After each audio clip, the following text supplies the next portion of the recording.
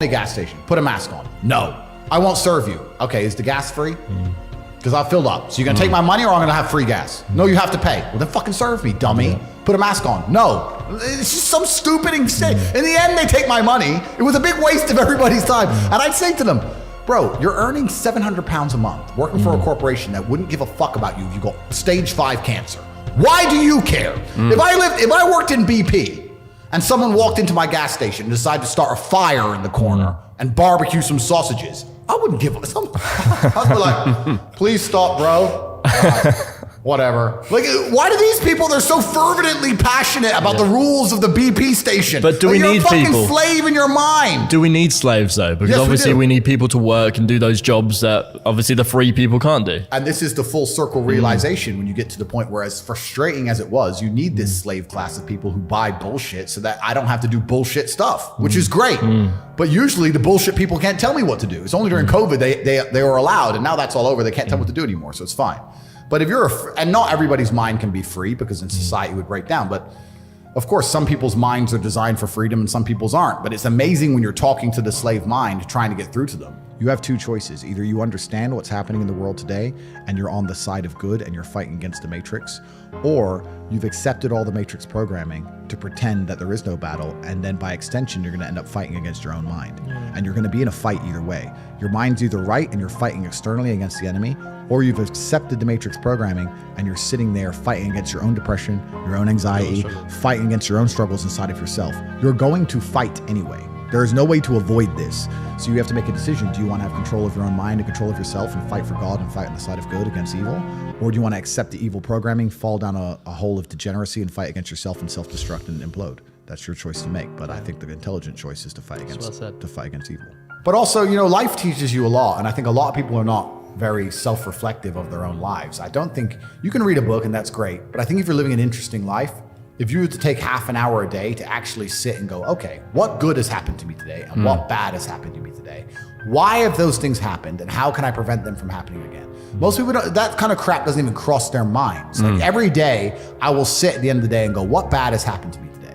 How did that happen? Did I get caught slipping was I on the street and some guys come up to me and it could have been a dangerous situation? Like, how could I genuinely have improved my reality? And you can self-reflect and teach yourself everything. But that's total ownership of your life, isn't it? But you have to have. A lot of people don't. You have to have ownership of everything good that's ever happened to you and everything bad that's ever happened to you. I have complete ownership for the fact I was canceled. I don't sit there and go, oh, they're lying about me. Yes, they're lying, but I still own it completely. They're lying about me and they're talking shit, but I own it and I took responsibility for it and I sat there and I took absolute accountability and I thought, okay, how can I turn this in my favor? And I beat them.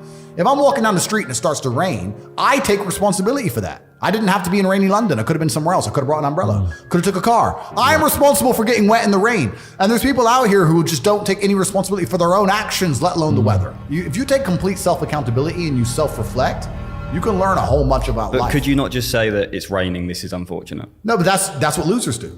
It's raining. I'm unlucky. I must be a loser.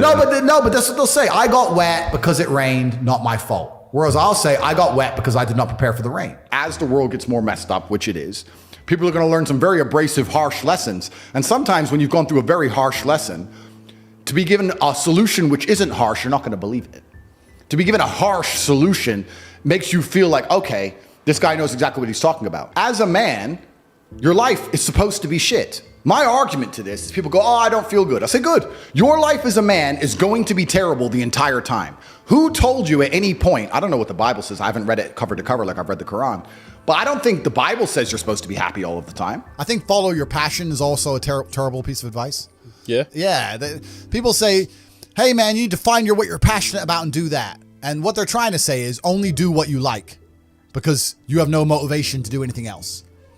And motivation in and of itself is a scam. I don't believe in motivation. I believe in discipline. I am not motivated to do the things I'm supposed to do every day. I don't wake up full of like joy that I have to go to the gym or that I have to work or I got to deal with crap. I don't feel motivated to do them. I'm disciplined. I do them regardless of how I feel. Whether I'm in the mood to do it or I'm not in the mood to do it, it gets done.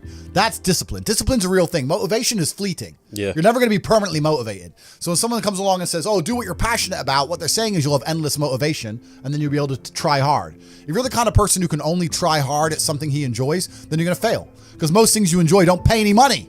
If they paid money, you wouldn't enjoy them. It's called a job, right? Nobody likes their job. You like your hobby. I'm sure you like playing video games. Maybe 1%, 0.1% can make money from video games, right? Most people, you ain't ever gonna make it. Yeah. Do you think the guy in China who owns a concrete plant is passionate about concrete? Do you think he's sitting there stroking it at night, naked in bed? Fuck no. It's money. Be passionate about success. If you're passionate about money, then you can be passionate about anything. I'll be passionate about any business on earth that pays me. If you pay me $1 billion to dig that hole, I'll be very passionate about that hole. I will dig that hole with passion for the cash. Yeah, because you know the cash. For the money. Yeah. That's right. So when people come along and say, oh, you need to find something you're passionate about, follow your passion. Bro, you're going to follow your passion to the fucking food bank. You're never going to make any money that way. You have to sit there and go, what is going to pay me? It's not about detaching yourself from your emotions. I feel every single emotion. It's just about using them. It's using them all in a positive direction. Yeah. If I feel extremely happy and excited, I'm going to use that as motivation or energy to do amazing things and do good and work hard. If I feel absolutely depressed and distraught, I'm going to use that as endless energy and motivation to do amazing things and work hard. It doesn't matter what you give me. Energy cannot be destroyed. It can only be converted and transferred. It doesn't matter what fuel you give me. If you give me diesel, petrol, kerosene, vodka, doesn't matter what you put inside of my engine. Hard work is gonna come out. Absolutely. Success. That's all I know how to do. Yeah. That's all I know how to do. It doesn't matter what fuel you put in my engine. My engine only knows how to do one thing, and that is succeed. That's all I know how to do. Yeah. So it doesn't matter what you feed me with. I'm going to be massively successful regardless. When I was broke, when I was on a council estate in Luton, I thought everyone was poor. And now that I have money, it kind of feels like everyone's rich. I go to buy a plane and they're like, no, I'm sold out. I thought you fucking sold out of planes? I go to buy a Bugatti and they're like, sold out. I'm like, all the shit. Who are these people? Yeah, everyone's bought everything. Like, Yeah. And it's crazy how many people out there have such ridiculous sums of money, truly ridiculous sums of money. There are so many rich people in the world, and it's kind of like your reality is based on, it's the Matrix, right? If you're broke, everyone's broke. If you're rich, everyone's rich. And a lot of people have this separation. I was lucky to live in both worlds, but a lot of people have this separation. Yeah. So I've had this conversation with a bunch of people, and my basic premise is that I refuse to believe in things that take power away from me. If you are in a haunted house and you believe in ghosts, you're scared of the haunted house. If you're in a haunted house and you don't believe in ghosts, you're just in a house and you don't care. So I don't like the idea when someone explains to me the idea of one day waking up and being miserable and not wanting to live anymore, and it's nothing to do with my circumstances and I have no power over it, and no matter how good my life is, I'm still gonna feel terrible and I'm gonna wanna die. That's not an idea I subscribe to. That's not a reality I'm ever gonna want. But that's for a myself. reactive depression, isn't it? You can be reactive depressed for the day, for example, or Feeling for a while. Or even chronically, yeah. Feeling depressed is real. Yeah. Depression as a disease, I do not subscribe to. The idea, I believe, that if you feel depressed, something is depressing you, and you should try your best to fix it. You should take control of your life and do your best to fix it. The idea, but they don't say that. They don't talk that. They say depression like it's this magic thing that comes out the sky and it gets in your brain. You're sad no matter what, and there's nothing you can do about it, and you need to only take pills. And I think that's a very bad way to look at the world, and that's a bad idea to subscribe to. And if you start to feel depressed, let's say your girl leaves you and you start to feel depressed, but you believe in the idea of depression, you're now going to start diagnosing yourself as clinically depressed, self-hypnosing yourself into hypnotizing yourself into being clinically depressed. And it's amazing how you can speak things into existence. I cannot become depressed because I don't believe in it. I think we're here to struggle and to learn. I don't think we're here to be happy. That's why when we keep going back to the happy argument, I've always found that kind of frustrating and annoying. When someone goes, oh, but I want to be happy. Why? Why? Why do you want to sit there and laugh? Like you were happy your entire childhood. That's your happy days. You're allowed to be happy as a kid. It's all over now, right? You're a man. You have responsibilities. I think we're here to do important. Provide, protect, and we're also here to do important things. And important things are going to be difficult, and they're going to be hard, and you're going to get frustrated. But that's what gives you purpose. I don't see anyone who's chasing happiness. I think that's a very feminine frame. I understand why some women just want to be happy. I don't know how it feels to be a girl because I'm not one. But in my experience, I know women who just want to be happy. Yeah. Girls just want to have fun. Fine. But you're a man, right? And if you're a man, then it's absolutely an utterly different experience of life. I think we're here to struggle. I think we're here to endure pain. I think we're here to just see how hard we are to kill. I think that going through terrible things and living through them and coming out the other side is one of the most fantastic things about being human. I think that it's almost like once you understand what life is really about, there's no emotion which isn't enjoyable. The only emotional state which can be seen as detrimental is feeling nothing at all. But if you're sitting at home and you're feeling truly heartbroken, at least you're feeling something, right? And I think that's the whole part of being human. I think we're here to struggle. I think we're here to go through pain. That's so I wake up each day and go, what can I attack? What problem can I solve? And look at history. Why did Genghis Khan wake up and want to conquer the whole world? Why did Napoleon conquer the world? Why did Alexander the Great conquer the world? You just wake up and just say, give me this, give me that. I want all of it. I need to, there's an army there. They're really big. We're better. It's intrinsic. Yeah. You need to go and conquer. That's the purpose of life. I think the world is a violent place. I think there's violence all around us. I think that I view the world in a violent way. And I don't mean that in a negative context. I say a lot of things and people take them as negative, but I see them as positive, right? Like I say I'm an angry person and people imagine me to be like unhappy. Yeah. I'm super happy, but I'm angry. Angry is motivating to me. You can't sleep if you're angry, so you better work, right? So I'm an angry guy, but I'm a happy guy. And I see the world as a violent place. I've always seen it as a violent place. If most people look at a tree, they see a beautiful tree, right? If I look at a big, strong, beautiful tree, I think he must have fucked up every other little sapling around him. He took all the water, took all the nutrients, he destroyed them all. There was once 20 trees, and all 19 are dead. And they got one tree left, the big G, top G tree. Top tree. Tate. That's it. That's violence. Violence got him there, right? He destroyed his enemy. That's how he got to the top. You see a beautiful tree, I see violence. You understand? And that's the true nature of the universe. You have to learn that you have to take things from other people, and by taking it, I'm not saying go rob a bank. I'm not saying that.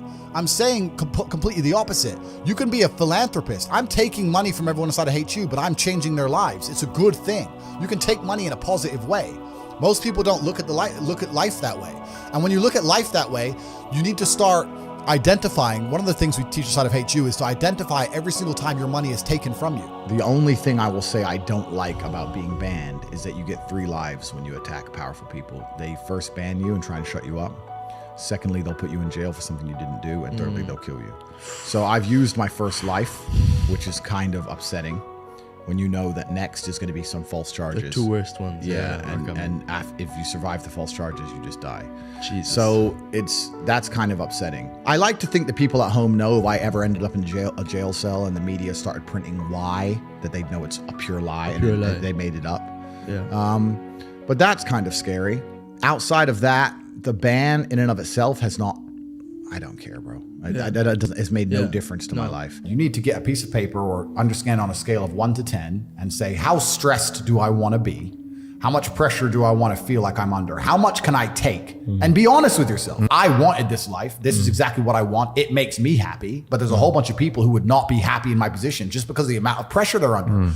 In my last cancellation, we had press trying to find my mother, family members doxxed. My last 20 ex-girlfriends called and offered a bribe, effectively 100,000 pounds, to do a negative story on me. None of them turned. Bank accounts frozen, travel bans, all my social media is deleted, all over the news, national news, I'm evil, press releases in the schools saying that I'm bad for young men and I'm misogynistic. Like, most people are not prepared for that level of pressure. I slept fine. Most people would be like, whoa, there are death threats. Like, most people can't handle that. I can handle it fine. Most can't. You have to decide what you want to deal with. So when you're setting your expectations, it shouldn't just be about how much money you want to make. It's truly about how stressed and how much pressure do I want to be under. I actually enjoy it. I'm a warrior. I'd be bored in the other way. I want people coming for me. That's what I want. But if you don't want that, then don't build a life that does that. I think if I were to talk to Tyson, or Tyson were to talk to anybody, he'd say the same thing. He'd say, look, end of the day, even if you're struggling, it's you that's going to have to get up and get the work done and change your life. I think that a lot of the help, which is being purported now by the system, by the Matrix, isn't designed to help. I think it's designed to keep people in this state of depression, because when you're depressed, you're submissive. You don't care about what happens to you if you're depressed. Depressed people aren't going to riot against a new law or against COVID tyranny because they're depressed. They're too busy. They're at home and they're sad.